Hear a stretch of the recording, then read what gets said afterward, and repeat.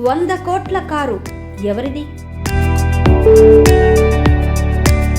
భారతదేశంలో అత్యంత ఖరీదైన కారు ఆడి A9 చామిలియన్. దీని విలువ దాదాపు 100 కోట్లు. ఈ కారు రోడ్డుపై వెళ్ళిందంటే చూపరులు ఇట్టే ఆకర్షితులవుతారు. ఇలాంటి కారు మన దేశంలో ఒక్కటి మాత్రమే ఉంది. ఈ కారు యజమాని ఎవరంటే ముఖేష్ అంబానీ భార్య నీతా అంబానీ. నీతా అంబానీ ఎప్పుడూ విలువైన వస్తువులను సేకరిస్తూ వార్తల్లోకి ఎక్కుతుంటారు. ఆమె కాళ్లకు ధరించే శాండిల్స్ దగ్గర నుండి అన్ని విలువైనవే ఉంటాయంటారు. వీటి ఖరీదు కోట్లలో ఉంటుందని చెబుతుంటారు.